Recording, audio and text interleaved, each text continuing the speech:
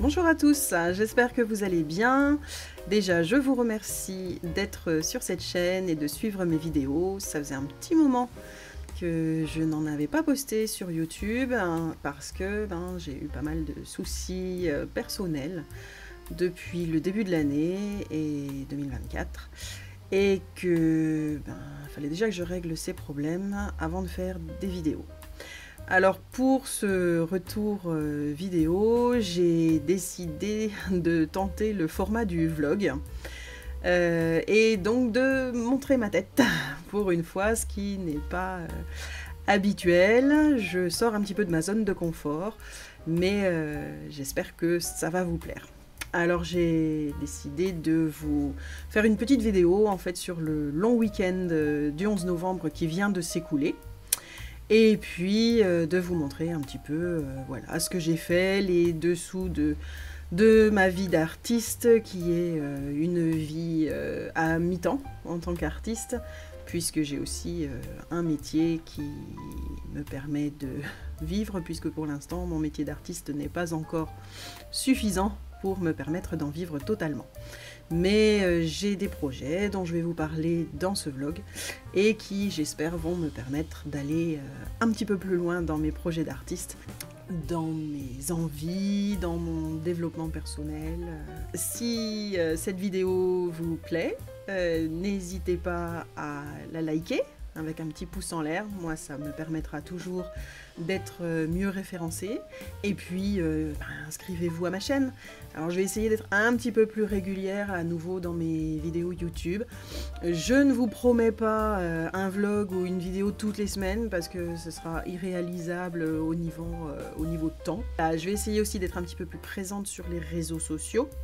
Instagram, TikTok, Facebook, que vous pouvez bien évidemment retrouver. Je vous mettrai tous les liens en barre d'infos en dessous.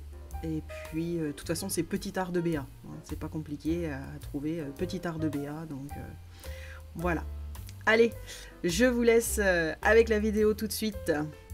Samedi matin, bien sûr, après m'être levée, la première chose que j'ai faite, c'est de m'occuper de mes filles, qui sont des estomacs sur pattes, on ne va pas se mentir, hein, et certaines mangent plus vite que d'autres, et d'autres prennent plus de temps. Je me suis ensuite préparée et déjeuné, et ensuite c'est la promenade pour tout le monde. Elles adorent ça, et elles ne la manqueraient pour rien au monde.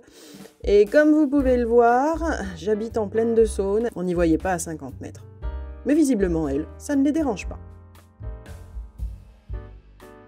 Ensuite, eh bien, j'avais une jolie commande de boules de Noël à peindre en style Petrikivka. Donc, eh bien, j'ai commencé par les déballer, les installer sur les petites baguettes en bois que vous voyez, de façon à ce qu'elles aient leur place, surtout quand elles vont sécher.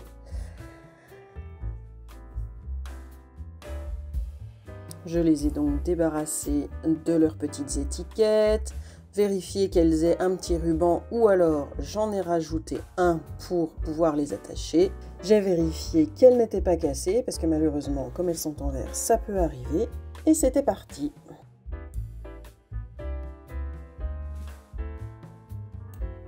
Est enfin arrivé le moment de se mettre à peindre. Donc pour ce qui est du style Petrikivka, j'utilise toujours des peintures acryliques fluides. Donc après, les marques importent peu. Je rajoute malgré tout un petit peu d'eau directement dans mon pinceau quand je trouve que la peinture fluide n'est pas assez fluide, parce qu'il faut vraiment que ça glisse bien sur la surface à peindre. Et si jamais vous n'avez pas de peinture fluide, type Liquitex acrylique fluide, vous pouvez tout à fait rajouter de l'eau et diluer votre peinture de façon à ce qu'elle soit la plus fluide possible. Donc attention non plus à ne pas trop la diluer, sinon vous allez perdre en pigmentation.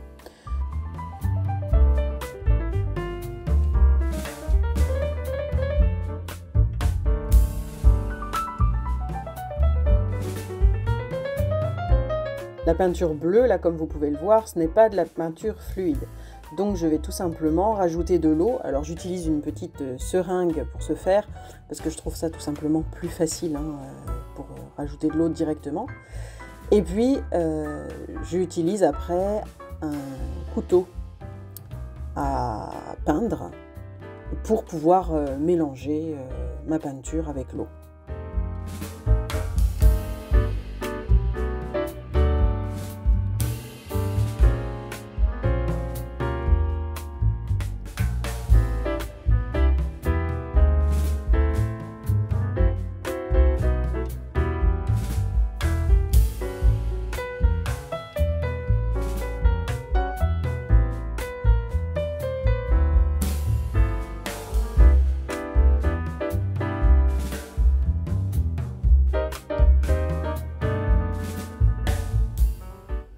Alors, comme je vous disais, c'est une commande. Donc, en fait, les couleurs avaient été choisies par la personne qui a passé la commande. Et moi, en fait, je n'avais plus à me soucier des couleurs. J'avais simplement à me faire plaisir en peignant avec les couleurs choisies. Donc là, en fait, ma peinture principale va donc être le blanc. Et je mets juste la pointe du pinceau en doré.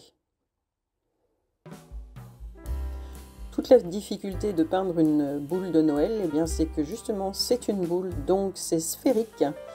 Et donc pour arriver à déjà s'appuyer quelque part, c'est pas évident, puisque comme vous pouvez le voir, j'ai le bras littéralement en l'air. Je ne peux pas m'appuyer sur quoi que ce soit pour peindre. Et puis en plus au niveau des formes, forcément, elles sont légèrement modifiées par le fait que c'est sphérique. Donc pour arriver à garder une unité, c'est pas évident et ça demande un petit peu d'entraînement.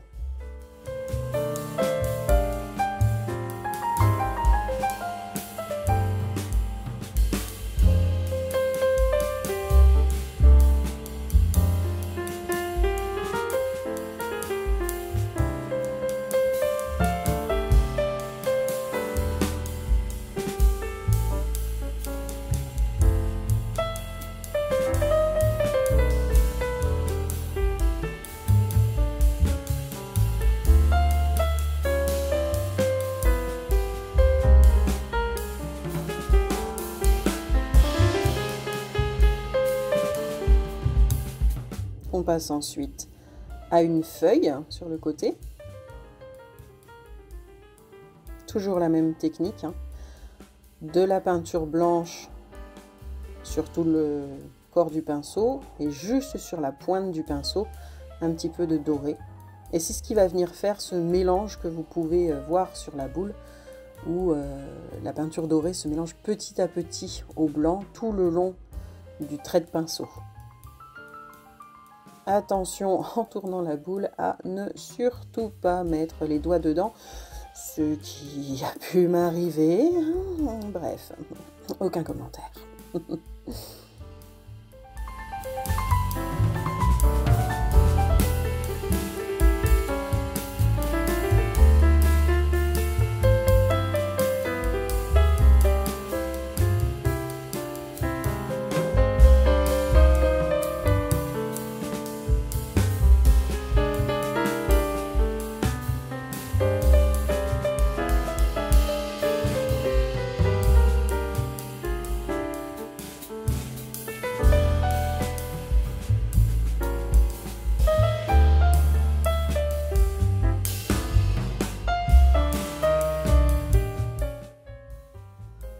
Et là, comme c'était des boules de 10 cm de diamètre, et on avait la place pour refaire une petite fleur au dos de la grosse. Donc j'en ai profité. Sur des boules plus petites, on a moins de place, donc forcément, je pouvais pas faire ça. Mais là, j'avais un petit peu de place, donc je me suis fait plaisir.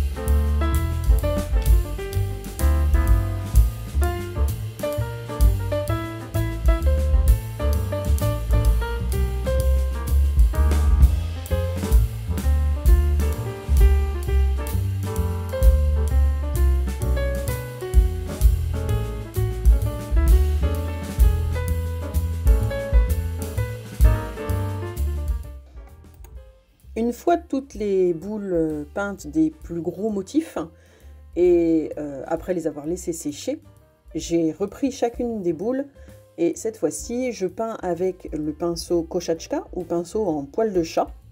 Ne vous inquiétez pas, les chats ne souffrent pas. On leur coupe les poils, on ne les arrache pas, ne vous inquiétez pas. Et donc là, je suis venue faire tous les réaux de couleurs, donc toutes les stries qu'il y a sur les feuilles, sur les fleurs, et qui viennent vraiment habiller la fleur, et aussi cacher les tout petits défauts qui sont le résultat normal des coups de pinceau précédents. Donc là, ça ne se voit pas très bien parce que la peinture est de couleur argent, mais une fois que la peinture aura séché, ça se voit nettement mieux, ça ressort beaucoup plus.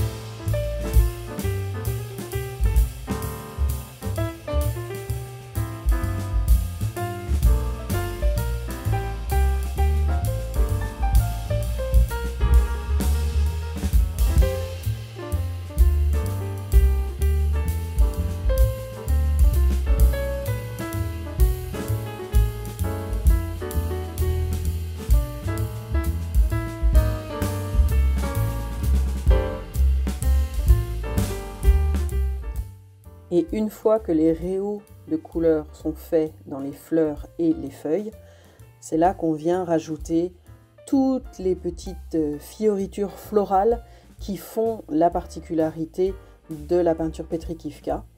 Et donc tout se fait à ce moment-là avec le pinceau en poil de chat, le pinceau Kochaczka. Et donc là on retrouve les petites formes en gouttes d'eau que je suis en train de faire, ou alors les petites feuilles qu'on vient aussi dessiner au pinceau.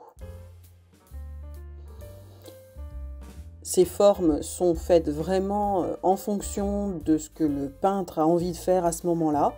Il n'y a pas de règle particulière. C'est l'imagination du peintre qui fonctionne.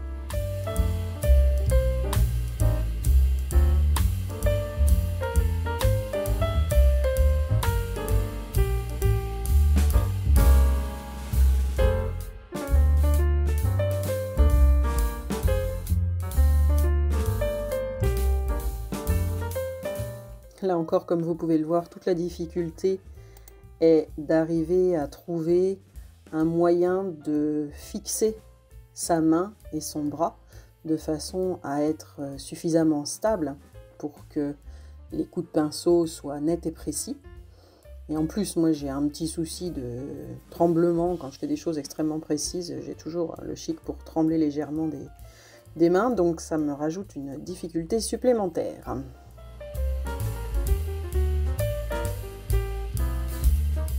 J'ai passé un bon moment de mon samedi à faire des boules de Noël, et ensuite quand je les ai eues finies, eh bien j'ai passé une soirée tranquille, joué un peu de violon, je me suis occupée de mes chiennes, et puis j'ai regardé un petit peu une série sur Netflix.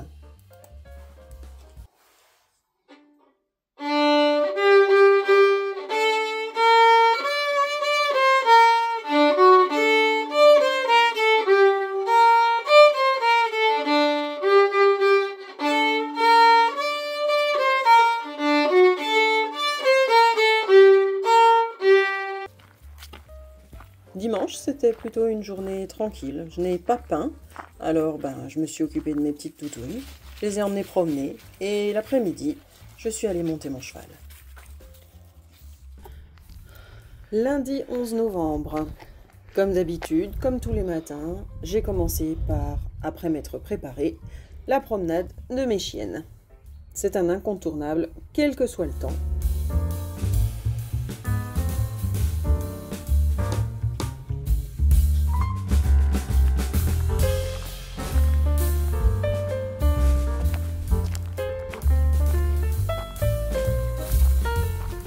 Et ensuite, je me suis attelée à une tâche que je n'aime pas beaucoup, car malheureusement, ça m'était déjà arrivé une première fois.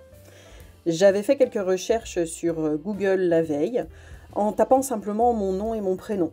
Et j'ai vu qu'il y avait plusieurs marketplaces sur lesquels on retrouvait mes designs par des vendeurs qui vendaient des sweatshirts, des t-shirts, voilà, et qui utilisaient mes designs tout simplement sur leurs produits.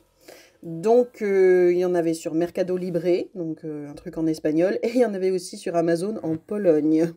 Donc, autant vous dire que pour faire le formulaire, pour remplir le formulaire de plainte, quoi, en fait, pour droit d'auteur usurpé, en polonais, ce fut sympathique. Bon, moi, je l'aurais écrit en anglais, hein, parce que le polonais, je maîtrise pas, mais... Donc ça, c'est vraiment quelque chose qu'il faut prendre en compte. Ça arrive régulièrement. Comme je vous le disais, moi, c'était pas la première fois que ça m'arrivait. En principe, lorsque on écrit, que ce soit à Amazon ou là, Mercado Libre, ils répondent tout de suite et ils disent oui, en effet, on voit bien que visiblement, vous êtes les propriétaires la propriétaire du design. Mais ça prend du temps, c'est énervant parce qu'en fait, on se dit, mais les gens, ils n'ont rien d'autre à faire que de voler vos propres designs pour les mettre sur leurs produits. Ils ne peuvent pas faire eux-mêmes les choses. C'est hyper énervant. En plus, ils ne sont pas doués parce qu'ils mettent mon nom dans le nom de leurs produits. Donc, vraiment pas doués. Moi, c'est pas compliqué. J'ai Redbubble. Je mettrai un lien dans la description, mais j'ai Redbubble, en gros, sur lesquels il y a mes designs. Donc d'ailleurs, si vous avez envie de vous faire plaisir avec un superbe design sur un objet tel qu'une coque de téléphone ou un t-shirt ou un tapis de souris ou une carte ou bref, il y a plein d'objets possibles sur ma boutique Redbubble. N'hésitez pas. Je mettrai donc, comme je disais, le lien en barre d'infos évidemment. Donc j'avais ouvert trois boutiques de print on demand, sur Redbubble bien sûr, sur Society6 et sur Spreadshirt. Mais j'ai fermé Society6 et Spreadshirt parce qu'en fait c'est redondant, c'est répétitif et je ne pouvais pas tout gérer. Donc je ne garde que Redbubble. N'hésitez pas, comme je vous le disais, ça me fera très plaisir, ça soutiendra mon travail. Et puis, dans les projets, j'aimerais bien ouvrir après ma propre boutique en ligne, mais à moi, là pour le coup. Alors, je ne sais pas encore si je vais faire sur Etsy ou par mon propre site internet, parce que j'ai aussi mon site internet. Hein, pareil, je mettrai tout ça dans la barre d'infos en dessous. Mais voilà, je ne sais pas encore. Donc, si vous avez des avis sur Etsy ou sur le fait d'avoir sa propre boutique en ligne, des avis qui sont bien sûr étayés de bons arguments, je suis preneuse. Je ne sais pas encore trop, mais j'y réfléchis et j'espère que ça vous plaira de retrouver mon travail dans cette boutique en ligne. N'hésitez pas à me dire ce que vous aimeriez voir dans cette boutique en ligne, parce que ça me donnera aussi des idées si je ne les ai pas déjà. J'ai envie de faire de la papeterie, mais je ne suis pas du tout fermée à plein d'autres idées, donc n'hésitez surtout pas à me donner des idées, ça sera super. Je vous remercie d'avance.